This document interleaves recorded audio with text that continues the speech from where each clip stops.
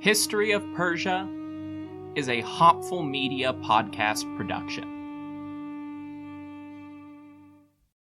This holiday season, give yourself the gift of quick, easy, flavorful, and nutritious meals. Factor is America's #1 ready-to-eat meal delivery service, and they can help you eat well for breakfast, lunch, and dinner. Factor meals are chef-prepared, dietitian-approved, and delivered to your door, ready to eat. So you can save time and stay healthy while staying on top of all your holiday responsibilities. Cross meal prepping off your to-do list with 35-plus fresh, never-frozen meals that are hot and ready in just 2 minutes. Factor offers options to fit your lifestyle and preferences, whether it's calorie smart, vegan and veggie, or their protein plus option. This December, get Factor and enjoy eating well without the hassle. Just choose your meals and enjoy. Head to factormeals.com/Persia50 and use code Persia50 to get 50% off. That's code Persia50 at factormeals.com/Persia50 to get 50% off. This podcast is brought to you by Royal Fratricide. Attention, princes and kings! Does your empire have 1 million or more subjects? Do you feel like you would do a better job of leading the wayward masses than your idiot brother? Or perhaps you know that he has no right to rule because you were born at a better point in your father's life. Well then, I have a deal you can't pass up. Royal Fratricide. Simply attach 1 bottle of fratricide to the end of your spear and apply it liberally to any siblings you think might threaten your ability to claim the throne. Whether they have your father's favor, a cohort of annoying priests, or just bother you sometimes, Royal Fratricide will secure your position in the history books. Go to historyofpersiapodcast.com/Royal Fratricide and use promo code BROTHERS to get 10% off your kingship today.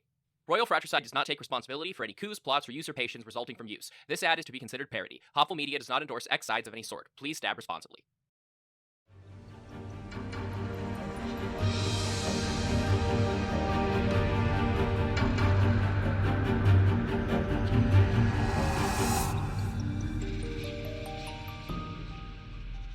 Hello everyone, welcome to the History of Persia. I'm Trevor Cully, and this is episode 106. It came from beyond the seas. Last time, we covered the life and times of Philip II of Macedon. He came to power in the middle of a war when his brother died, making Philip regent for an infant monarch. Philip said, "While I'm an adult from the royal family, I'll just be king." He made his nephew a prince and set out to conquer everything in sight. He conquered west to the Adriatic Sea, secured his northern borders with east-central Europe, east into the Hellespont, and south until all of Greece was subservient to Macedon. Then, he was assassinated by his own bodyguard, who was promptly killed while attempting to flee, leaving the circumstances mysterious to this day. Upon Philip II's death, his 20-year-old son became King Alexander III of Macedon. This provided an opening for the Persian forces sent on behalf of the great King Darius III to defeat a Macedonian invasion in Anatolia and send them fleeing home while Alexander consolidated his own power and forced his subjects to stay within the burgeoning Macedonian Empire. Now the year is 334 BCE, and we return to Persia, where Darius III has successfully consolidated his own power, as seen in episode 104. He defeated rebels in Egypt and Babylonia. His satraps ousted the Macedonian invader and stabilized the northeastern frontier against Saka raids. Trade flowed smoothly from the Nile to the Indus once again, and builders were hard at work on expanding the funerary project at Persepolis. All was right with the world. but we are entering a new epoch in Persian history. And honestly, in world history. This is still the History of Persia podcast, and I do want to keep our narrative framed in the Persian perspective as much as possible, until the Achaemenids are well and truly gone. But that will be increasingly hard to do over the course of the next 8 episodes. As always, our detailed narrative sources come from the West, and they are uniformly concerned with one thing.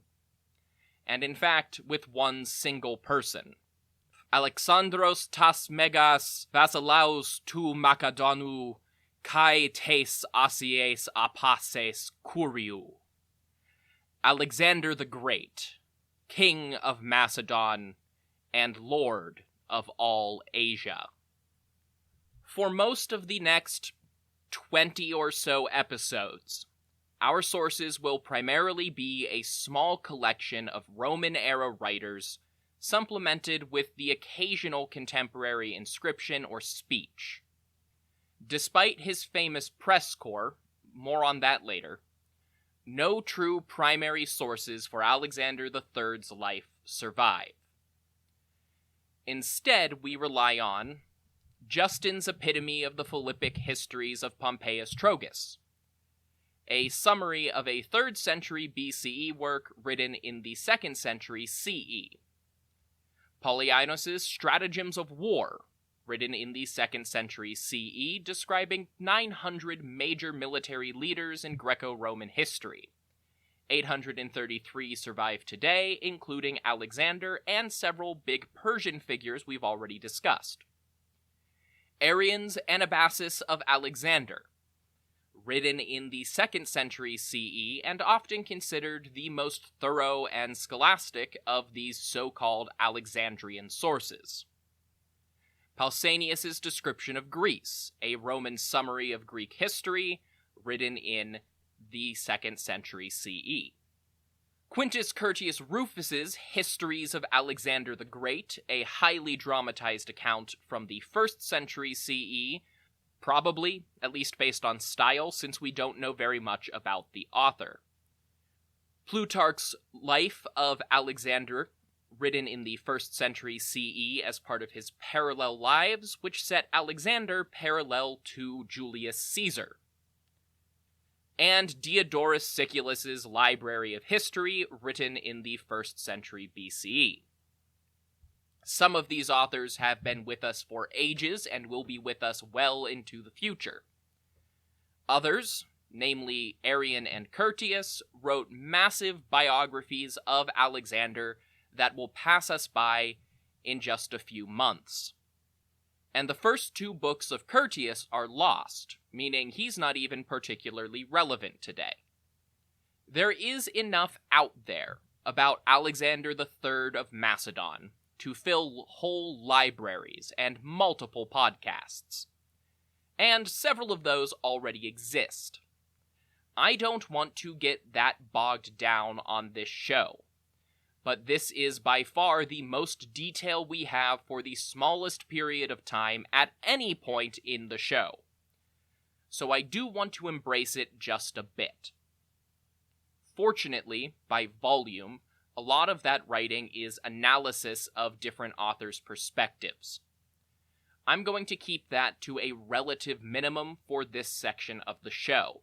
There's just too much to deal with all of it. I will share things I find particularly compelling or necessary, but I'm not going to go through all of the different ancient sources in detail every single time. Instead, I think it will be more useful to discuss some of the modern interpretations of events when that sort of thing comes up. So, the satraps of Western Anatolia had never fully come off their military footing after pushing back Parmenion in the Macedonian invasion of 335. It had barely been a year anyway, and in that time, the Macedonian army had already marched all the way into Eastern Europe. Again, They were keeping a weary eye on the Hellespont as ships and troops poured into the Macedonian-occupied cities of southeastern Europe. But it can't have been clear if this was intended for further conflict in Thrace and Scythia, or a renewed invasion. Alexander was talking a lot about an invasion, and making a lot of boastful claims about getting vengeance on Susa for the destruction of Athens back during Xerxes' invasion. But it remained to be seen if this king could muster the support from his supposed vassals to actually enact those plans. It became all too clear in April of 334, when the Macedonian fleet ferried 54,000 infantry and cavalry across the Hellespont, and then deployed into the Aegean with 120 ships crewed by a further 38,000 Macedonians, Thracians, and Greeks from across the young Western Empire. Generally speaking, we tend to trust the rough numbers given for Alexander's forces, because even though the contemporary histories are lost to us, they were not to the Alexandrian source authors that we do have, and many of them cite writings from people and officers who participated in this campaign. Alexander is believed to have been the first king in history to take a dedicated team of writers with him into war to record the conflict in real time as a way of rapidly building up his own legend back in Greece. The Anatolian satraps scrambled to respond effectively to this unprecedented threat. They had dealt with Greek invaders before. Their ancestors had even squared off against the pseudo-empires of Athens and Sparta during the 5th century. These satraps and their own fathers had fought and defeated the independent Egyptian kingdom just a decade ago. But in reality, the Persian Empire had never faced a threat like this. The Achaemenids had only rarely faced an invasion of any sort, and certainly nothing on this scale. The last time a Persian army had faced a strong, centralized kingdom with the sort of military experience and imperial resources available to Macedon was probably Cambyses' invasion of Egypt. And even then, Egypt had just gone through a change of kings. More realistically, the last enemy of this caliber Persia had gone to war with was Babylon when Cyrus the Great conquered it. And the Babylonians barely put up a fight.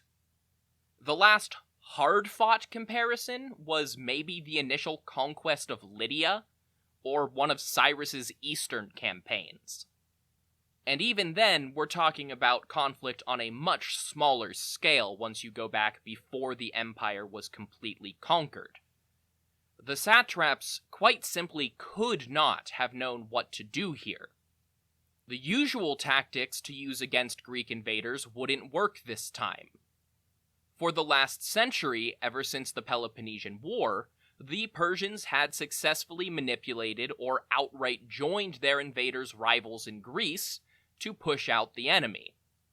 Now, all of Greece was united under a single king. There were no more local rivalries left to exploit. The most ardent anti-Macedonian Greeks made themselves available to the Persians for hire as mercenaries, and the satraps were forced to make do. The Greco-Macedonian invasion force crossed at the far western end of the Hellespont, partly because King Alexander himself wanted to do some sightseeing. Upon arriving in Anatolia, his first major stop was not a battlefield, or more accurately, not a new one. He went to Ilium, also known as Troy, the supposed site of the mythical Trojan War, where his maternal heroic ancestor Achilles earned his place in Greek mythology. To Alexander's troops, this set the tone for their coming conflict. Philip and Alexander had pushed their invasion plans as long-delayed reprisals against Persia for their invasions of Greece 150 years earlier. I guess just please ignore the near-constant warfare between Greece and Persia featuring multiple Greek invasions of the Eastern Empire in that time. But now, Alexander also framed their expedition as a new Trojan War, with all of Greece marshaled against the cruel and thieving Easterner. Despite all of the imperfections in the Achaemenid system at this time, Alexander's movements had hardly been a secret. He and his father had both openly called for massive invasion, and the western satraps were as prepared as they could reasonably be. A full royal army would probably have been a better response, but Darius III did not summon his troops. As great king, he could claim his subordinates' successes as his own if the satraps repelled the invaders, but also distance himself from their failings. This conflict was unprecedented, and Darius's legitimacy still rested on shaky foundations. Putting himself in harm's way was still out of the question, as he had no remotely adult heir, and his death would certainly mean all-out civil war between the various cadet branches of the royal family, on top of the Macedonian invasion. Thus, a Persian army gathered at the city of Zalea, near Mount Ida in northwestern Anatolia, not far from Alexander's forces at Troy. From the Greek perspective, this was almost too poetic. A Zalaean army had assisted Troy against the Greeks in the famous epic poem, the Iliad. Arrian and Diodorus both describe a war council of the satraps and their high-ranking generals at Zalea, which must have happened in some form, but the details are necessarily invented, as no Greek source would have had access to the details described after the fact, let alone the detailed dialogue placed into the mouths of the Persian high command. Nevertheless, it is a who's who of the Persian leadership in Anatolia at the time. As this was all happening in his territory, satrap Arsaces of Hellespontine Phrygia took the role of high commander for the whole army. Memnon of Rhodes was paired with an otherwise unknown Persian noble named Omares to command the Greek mercenaries. Arsames of Cilicia was there with a cavalry contingent, as was Spithridates of Lydia. He, the otherwise unknown nobles Petanes and Niphates, and Rheomithres, who may have been either the same man who helped end the great satrap's revolt, or that man's grandson, were put in charge of the Iranian cavalry sent by Darius to reinforce the defenders. Mithrobuzanes, the sitting satrap of Cappadocia, showed up, as did Arbupales, apparently an illegitimate grandson of Artaxerxes II, to command the infantry. A noble named Mithridates led some local cavalry and is identified as a son-in-law of the great king via an unnamed royal woman who Darius seems to have married after coming to power. He was probably the current ruler of the city of Chios, now a hereditary position of a cadet branch from the Pharnakid family, making him likely the third Mithridates in a row from that family, and just an early example in what will eventually be a very, very long line of rulers that share that name.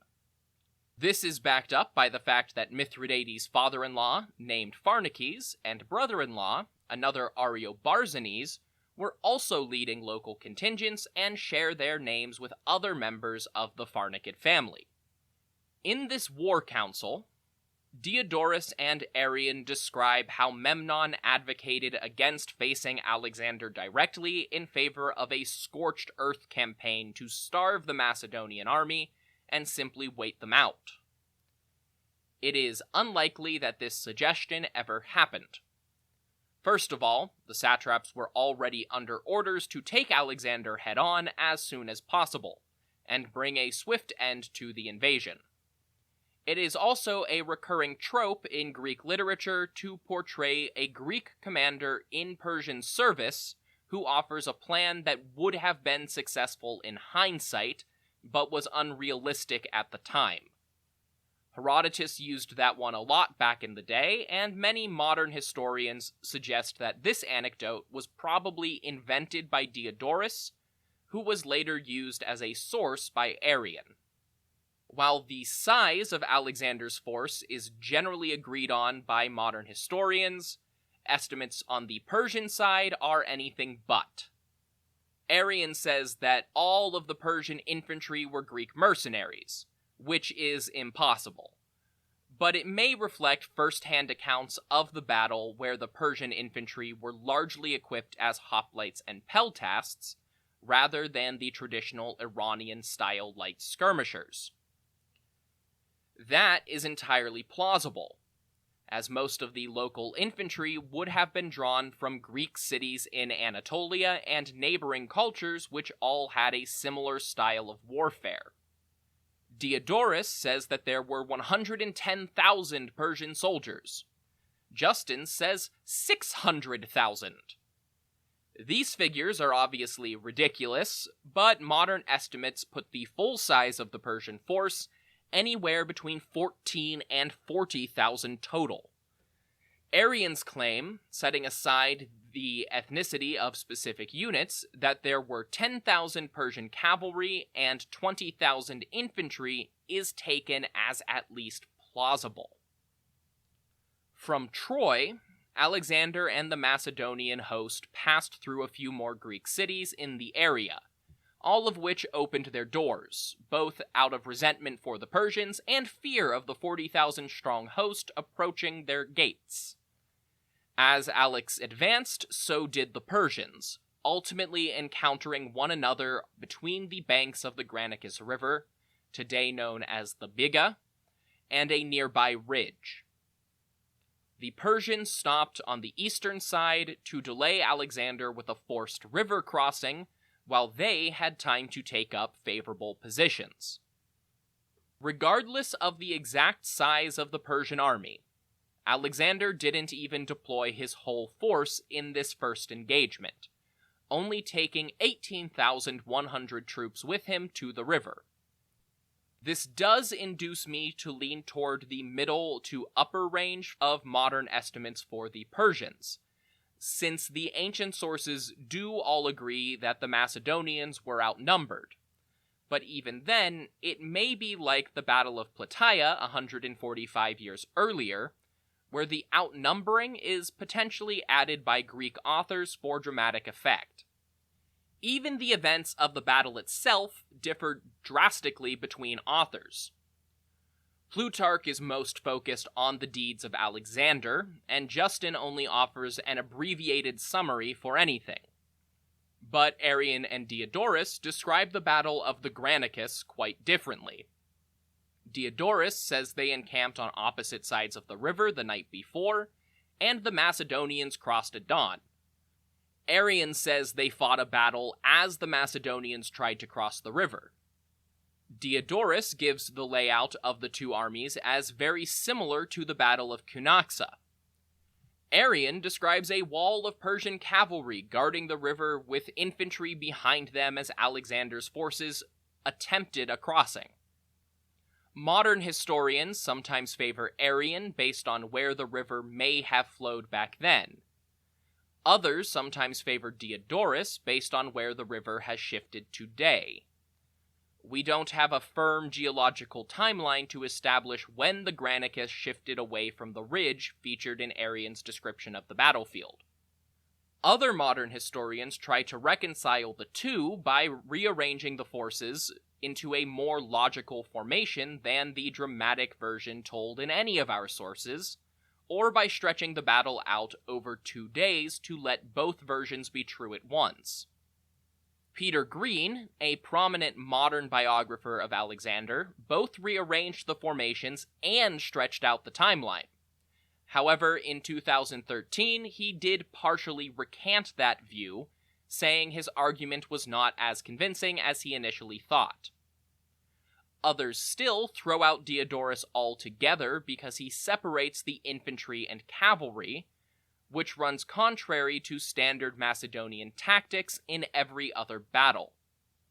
Personally, I think the idea that Alexander crossed unopposed stretches the imagination. The whole point of the Persian army encamping on the northern bank would have been to create an obstacle for the Macedonians.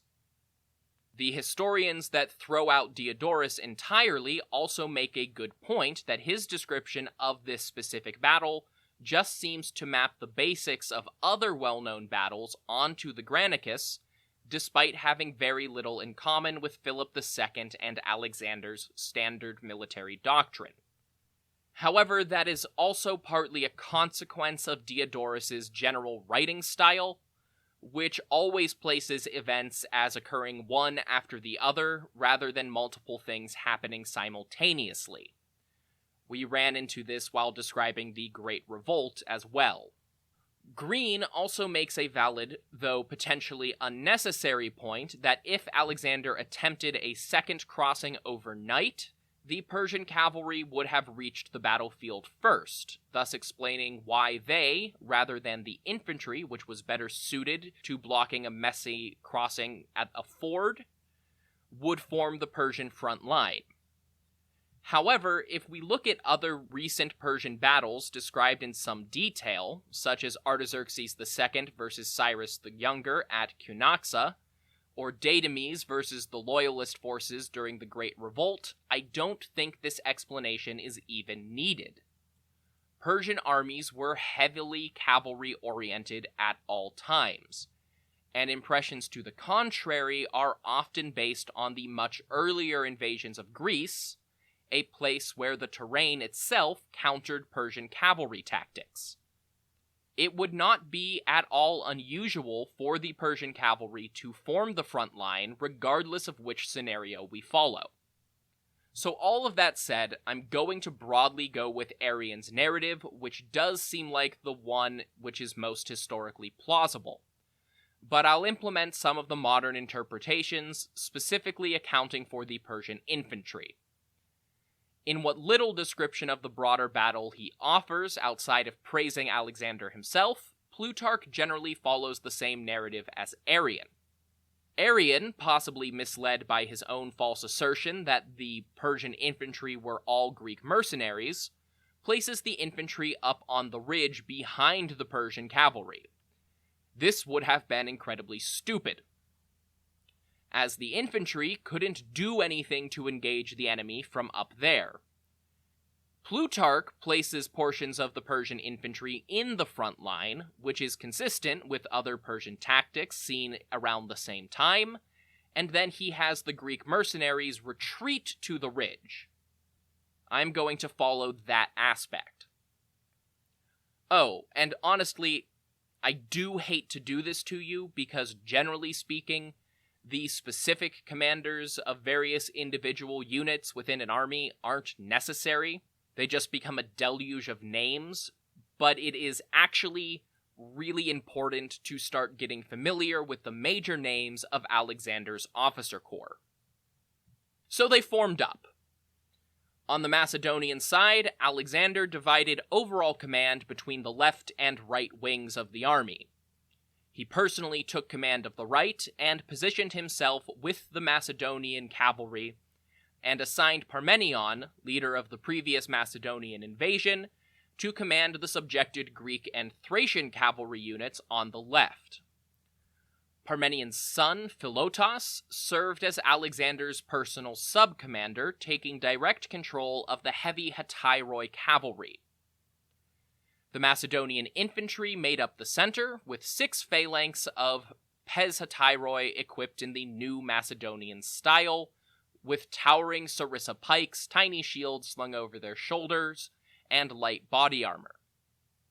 Each phalanx had its own commander, but the ones to know are Parmenion's son Perdiccas on the rightmost Macedonian phalanx, Alexander's close friend Craterus on the leftmost phalanx, and immediately next to Craterus, another noble named Meleager. On the right end of the Macedonian infantry block, Alexander's wing also featured the Macedonian Royal Guard, the Hypaspists, equipped as traditional hoplites. Finally, on the rightmost edge of the Macedonian army, Alexander also had a contingent of light infantry poldromoi, as well as archers under the command of a Macedonian noble named Amyntas. The interesting thing about Alexander's officer corps is that it features a pretty even mix of young and ambitious nobles who grew up in the same classes and social circles as the king himself, alongside elder veterans of Philip II's many campaigns. They were all in equally prominent positions of command. This is a hallmark of Alexander's army. It both served to train up the most talented men of his own generation and made use of experienced veterans. The Persian battle line is harder to dissect because all of the different interpretations of which units were there and which were secretly infantry. However, it does appear very similar to the formations employed at Cunaxa, with cavalry making up the bulk of the center lines. As overall commander, Arsaces took his Paphlagonian cavalry to a position opposite Alexander on the Persian left, with the Cilician cavalry and Memnon's Greek mercenaries making up the leftmost end of the line. Almost at the exact center, Spithridates of Lydia commanded an elite force of horsemen, supposedly all from various minor branches of the Achaemenid royal family. Compared to Cunaxa and the references from Plutarch, this is a plausible place to insert some infantry. Memnon was leading cavalry, but we could plausibly interpret this as similar to Cunaxa, with a large hoplite infantry component alongside a small cavalry guard at the actual left flank. Following that model, there may have been some additional Persian infantry on their right flank as well, but the bulk of the infantry was still behind the main lines. Alexander made the first move. He sent a squad of his hetairoi to ride hard for the Persians, with the poldromoi and archers following behind them. The horsemen would throw Memnon's line into disarray, and the poldromoi could swarm into their formation and destabilize the Persians immediately by creating a melee on their left side. The initial assault was repelled by the Persians, whose cavalry carried javelins to attack the enemy at range, and occupied slightly higher ground as the river bank rapidly ascended toward the ridge. As the initial attack retreated, Alexander himself prepared to lead his cavalry for another wave. Most of our sources are unduly focused on Alexander and the clash between the Persian left with the Macedonian right. Diodorus alone describes what was going on with the other side of the battle. A Persian cavalry charge.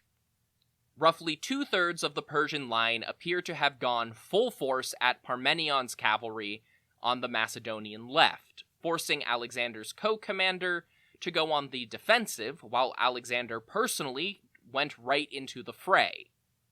This may explain Diodorus's presentation of an entirely separate infantry battle. Plutarch says that after Alexander and Parmenion found themselves embroiled in largely distinct cavalry engagements, the Macedonian infantry pushed across the river and engaged the Persian infantry, which was no longer guarded by the frontline cavalry force. This layout of the battlefield also explains how and why the Greek mercenaries ended up on the ridge. They were now swamped, on foot, in the midst of thundering hooves, flying javelins, and shattering Macedonian Xyston lances. They just got out of the way. All of the sources at this point shift focus to Alexander's personal deeds in the cavalry battle against the Persian left. Either he led his men diagonally across the field to hit the Persian center, or just went straight and hit the Persian left. Whichever it was, the third of the Persian army that Alexander and Parmenion weren't fighting folded up around one of Alexander's flanks to attack from the side, and the Hetairoi ended up fighting with all of them anyway. Every source attributes a number of personal encounters and impromptu duels in the midst of the battle to Alexander. On one hand, this is somewhat unrealistic and over-aggrandizing. On the other, every story of Alexander demonstrates that he specifically looked for the noblest opponent on the field to personally target. He was actively seeking that sort of mythical clash of famous heroes in the real world. True or not, the details described by Arrian actually highlight some of the differences between Macedonian and Persian cavalry tactics that will go on to play a significant role in the war. We already saw how the Persian cavalry were equipped with javelins intended for rapid, harassing attacks on the enemy with a sword as a backup, probably the curved blades known as a kopis, which were favored by cavalry at the time. The Macedonians carried the same secondary weapons, but the Hetairoi were equipped with those long, sturdy Xyston lances, intended for charging in and goring their enemies up close. Early in the fighting, Alexander's own lance broke, and he called for a new one, but the noble carrying it was busy fighting some distance away, so a different noble just handed one off. Alexander picked out an impressive-looking Persian in the crowd who happened to be Mithridates, possibly the ruler of Chios, and confirmed to be brother-in-law of Darius III. The Macedonian monarch rode him down and stabbed Mithridates full in the face. Seeing this, Satraps Mithridates of Lydia and his brother Rosicles both charged Alexander swords drawn. In the Persian style of missile-oriented cavalry, once their javelins were spent, they drew relatively short blades to fight through any resulting melee. The problem with this tactic when fighting Macedonian lancers was that a Xyston had significantly more reach, and this time Alexander's was still intact. So Alexander rode hard at Rosicles, hard enough that before the Persian was within sword's reach, Alexander's lance was already punching straight through the small metal scales of Rosicles' armor. That did present a problem for Alexander, though. His weapon was now lodged in an enemy's torso, and he hadn't noticed Mithridates coming up behind him. The satrap of Lydia was all set to end the war right there, and then another Macedonian, who had also lost his lance, came in from the side and cleaved the satrap's arm off at the shoulder. This was Cleitos the Black, so called for the color of his hair. While Alexander and his entourage were engulfed in the melee, Parmenion's side had forced their attackers to turn and retreat, allowing the bulk of the Macedonian cavalry to sweep across the field and reinforce Alexander. Now considerably outmanned with several dead commanders, the Persian left flank dissolved, fleeing away from the battlefield. The king of Macedon chose not to pursue, but claimed the battlefield, the spoils of the Persian camp, and victory in the first battle of the war. We call it the Battle of the Granicus, but we just as well could call this the Massacre of the Satraps. Many of the noted Persian governors and dozens of royal relatives in Mithridates' elite cavalry were slain in the fighting, and even more died in the aftermath, which I will deal with after this short break.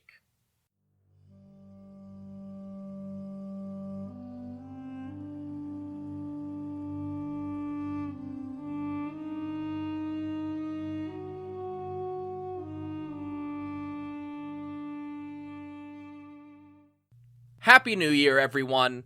If your New Year's resolution includes learning a new language, Maybe because you want to connect with friends and family, or maybe to add a new and useful skill to your resume, then Rosetta Stone is for you.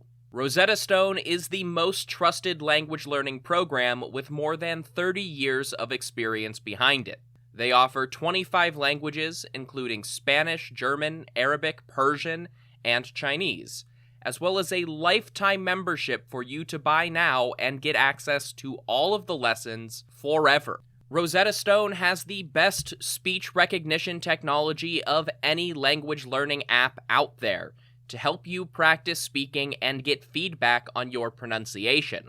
The focus of the program is on having real conversations, not just knowing a few translations. It's more effective and a more fun way to learn. So start the new year with a new skill. Don't put off learning that language. There's no better time than right now to get started. For a very limited time, History of Persia listeners can get Rosetta Stone's lifetime membership for 50% off. That's 50% off unlimited access to 25 language courses for the rest of your life. Redeem your 50% off at rosettastone.com/today.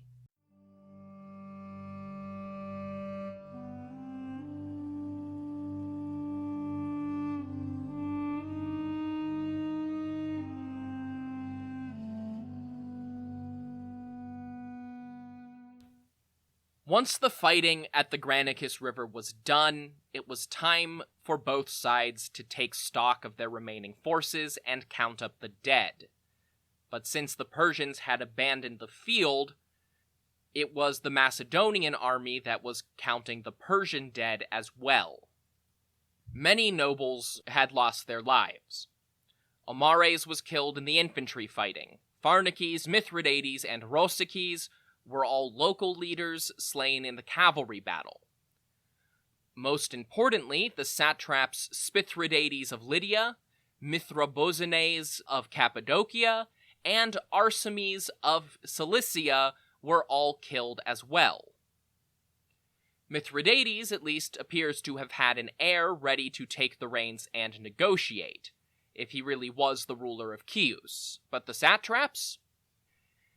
Killing them effectively beheaded the government of 3 major provinces in one fell swoop. Even more nobles were captured or surrendered rather than retreating to fight another day. Notably among them, Abistamenes, a local-level Persian leader from Cappadocia, submitted and was appointed the new Macedonian satrap of his province. Only 3 major Persian leaders from the war council made it out, and any plans they might have formed to continue the fight in northern Anatolia fell apart quickly, when, overwhelmed by either shame or fear of worse punishment from Darius III, Arsaces committed suicide, further eliminating the satrap of Hellespontine Phrygia as well. That left Memnon of Rhodes and the Greek mercenaries, who quickly realized that Sardis was too vulnerable without its satrap, or most of its army, and they fled to Caria, the only major province in the region not to deploy troops at the Granicus, likely because they were in charge of the naval defense against the Macedonian fleet. Riomithres, that one who was either very old or the grandson of the participant in the Great Satrap's Revolt, also made it out. He may have followed Memnon initially, but he was in command of the Medes and Bactrians sent by the Great King. So Riomithres was tasked with riding back to Parsa with the unenviable task of telling Darius about the disaster. In the process of finding and identifying noble corpses on the battlefield to assess political damage, the Macedonians tallied a relatively realistic number of Persian casualties, at least depending on the source. About 5,000 Persian troops probably fell. Macedon only lost 115. It was a devastating blow to the Persian military, administration, and territory. And it was only the beginning. trophies of war to dedicate at various temples, prisoners of war enslaved by Macedon, and reports of a great victory were sent to Greece as Alexander took most of the army south towards Sardis. Parmenion turned east and went to Dascylaeum with the remainder. In both cases, the city's Persian garrisons evacuated and abandoned the satrapal capitals to Alexander without a fight. After Sardis, Alexander himself proceeded to march through the Ionian Greek territories where city after city surrendered before him. How could they not? Most of their supposed Persian defenders had just been slaughtered or fled into the countryside. Those that didn't surrender were left to Lysimachus, one of Philip II's old generals. This further split the army, but it allowed Alexander to move on with the bulk of the Macedonian force into new, fully fortified territory in southern Anatolia. And it also got the older Lysimachus and Parmenion out of the young king's hair. He chafed under their more reserved tactical decisions and cautious military advice. Lysimachus would deal with settling western Anatolia on Alexander's behalf, and after taking Dascylaeum, Parmenion would be in charge of driving through the Phrygians and smaller tribal peoples of central Anatolia to rout out any remaining Persian resistance. Alexander got to deal with the more prestigious targets. Far away in one of the royal capitals, Darius III probably received news of the defeat before the Macedonians had even made it out of Lydia. The whole point of the royal road, developed all the way back under Darius the Great, was Sardis to Susa in 9 days, as Herodotus put it.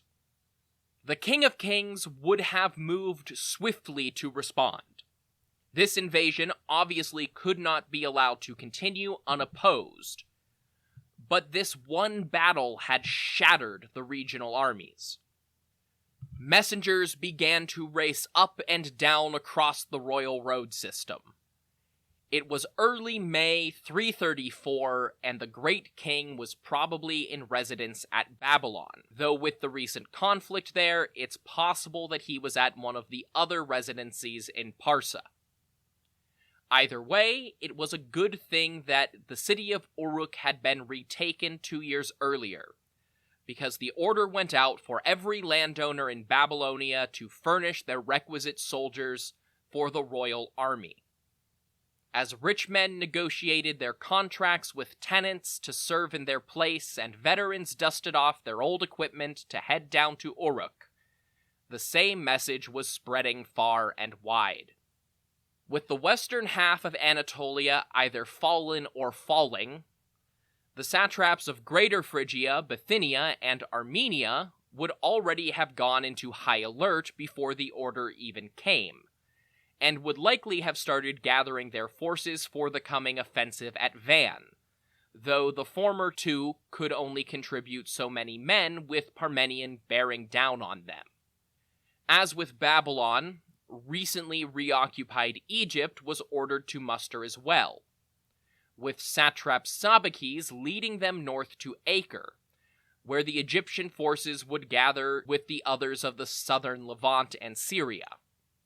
Out east, Bessus and Hystaspes were directed to send soldiers away from the steppe, and even Indian cavalry were summoned across the Hindu Kush to follow the Bactrian contingent on their way west.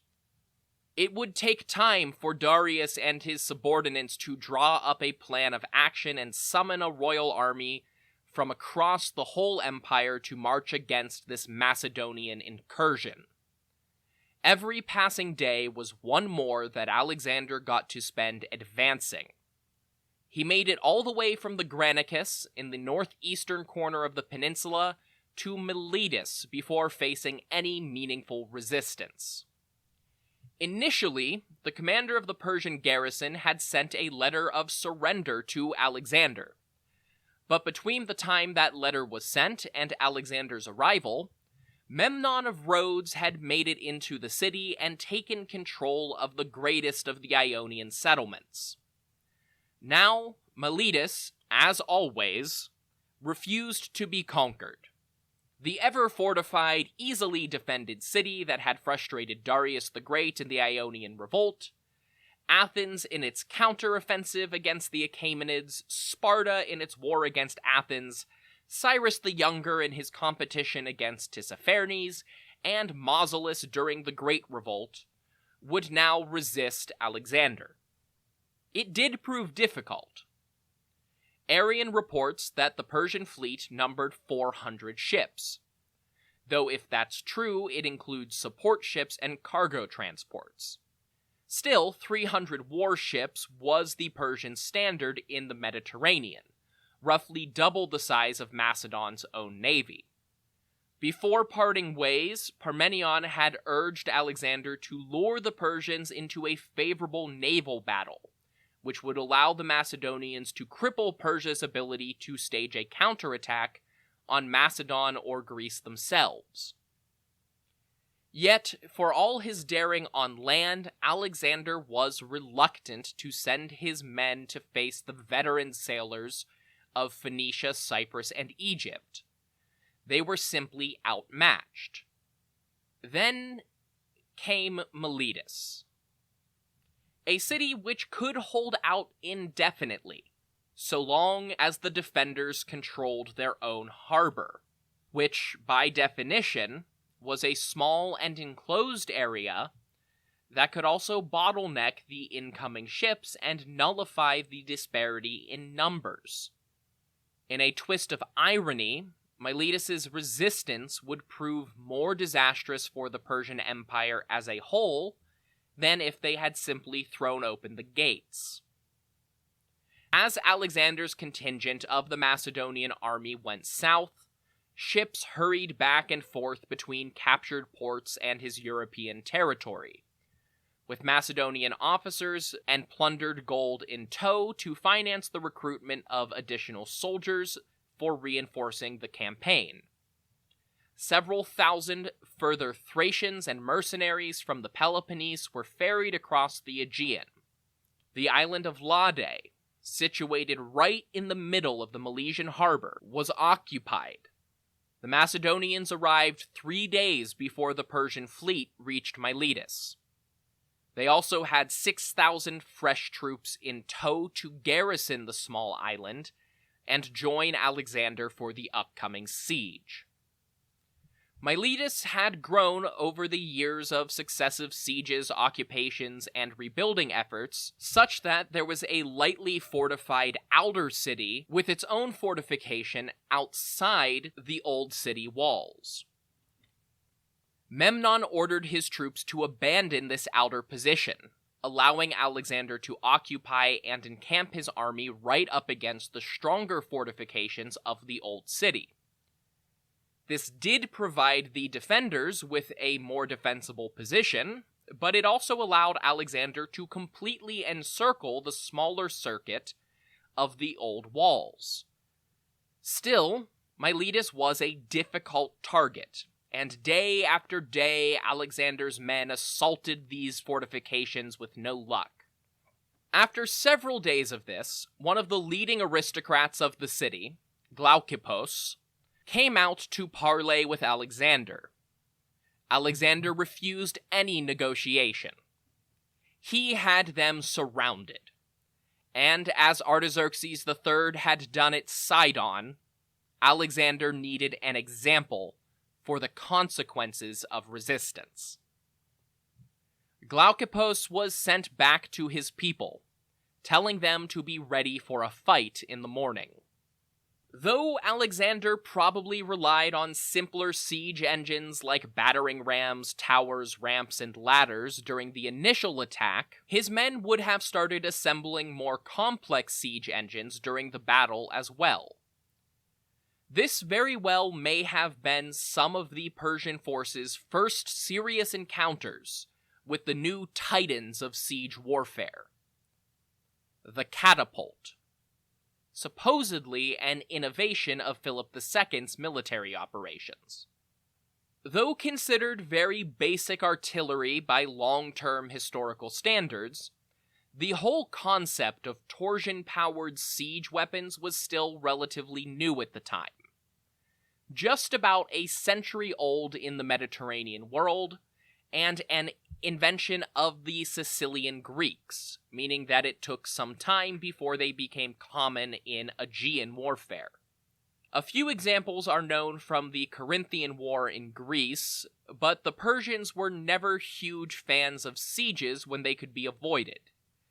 Even if they were vaguely aware of Macedon's strange new stone-throwing machines, they probably were not familiar. But stone after stone and debris crashed against the Milesian walls until a hole opened in one of their sides, and the Macedonians poured through the gap. As this was happening, the Persian fleet, which had taken up one of their favorite positions, was waiting near Mycale, and they were finally forced to move in. It appears they were hoping to lure the Macedonian fleet out into open waters, but now that Miletus was actively falling, they tried to intervene. It was an act of desperation and a mistake, repeating the same errors as their forefathers in the Battle of Salami, sailing into a narrow harbor controlled by the Greeks and immediately being thrown into chaos as they lost the ability to maneuver with so many ships crammed into one place. The Macedonian triremes swarmed and crashed through many of their Persian counterparts.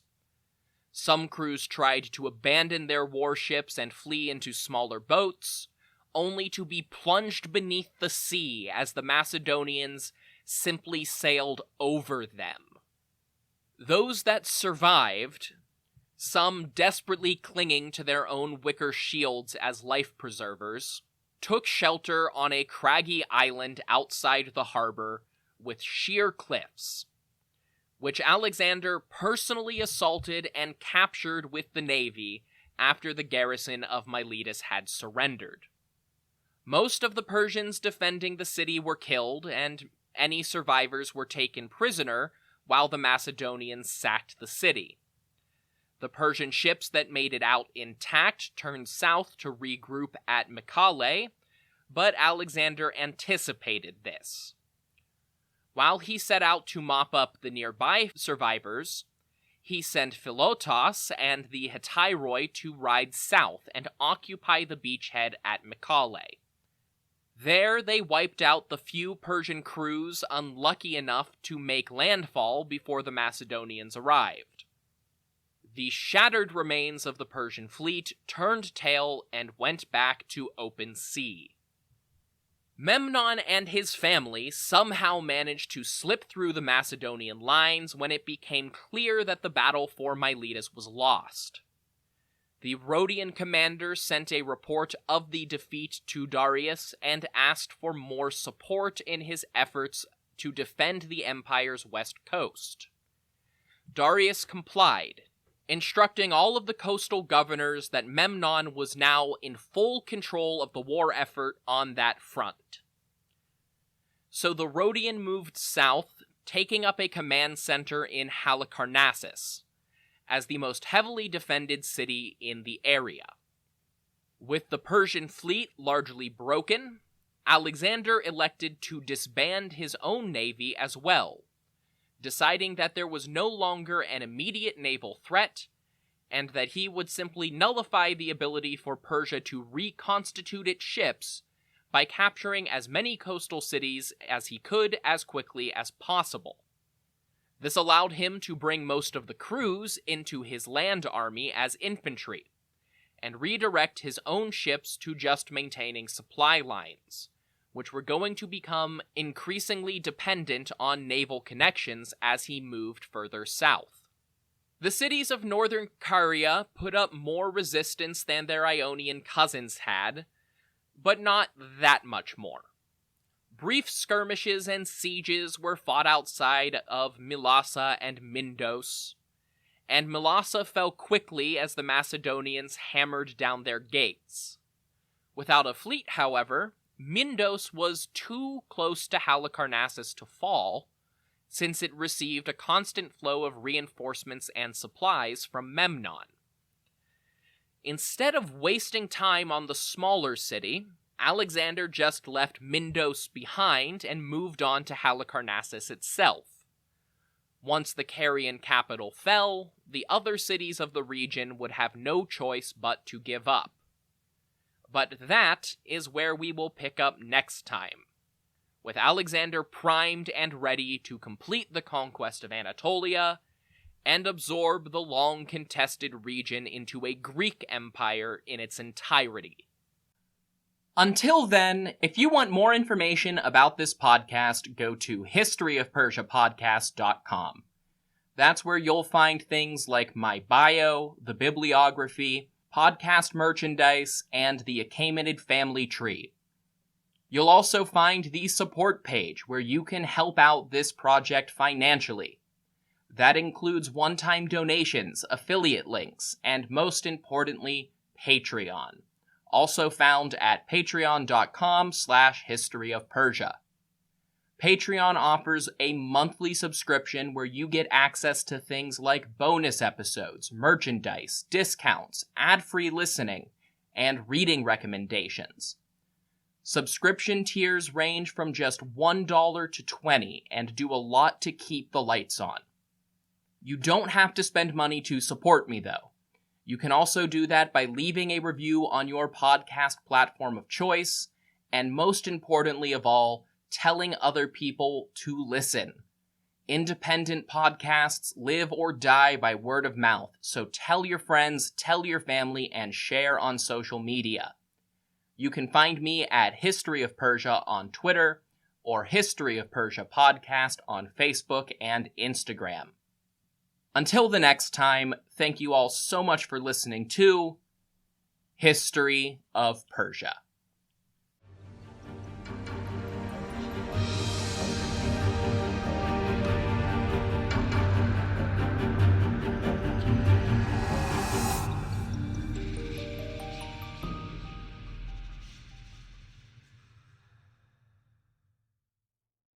This podcast is brought to you by Royal Fratricide. Attention, princes and kings! Does your empire have 1 million or more subjects? Do you feel like you would do a better job of leading the wayward masses than your idiot brother? Or perhaps you know that he has no right to rule because you were born at a better point in your father's life. Well then, I have a deal you can't pass up. Royal Fratricide. Simply attach 1 bottle of fratricide to the end of your spear and apply it liberally to any siblings you think might threaten your ability to claim the throne. Whether they have your father's favor, a cohort of annoying priests, or just bother you sometimes, Royal Fratricide will secure your position in the history books. Go to historyofpersiapodcast.com/Royal Fratricide and use promo code BROTHERS to get 10% off your kingship today. Royal Fratricide does not take responsibility for any coups, plots, or usurpations resulting from use. This ad is to be considered parody. Hopful Media does not endorse X sides of any sort. Please stab responsibly.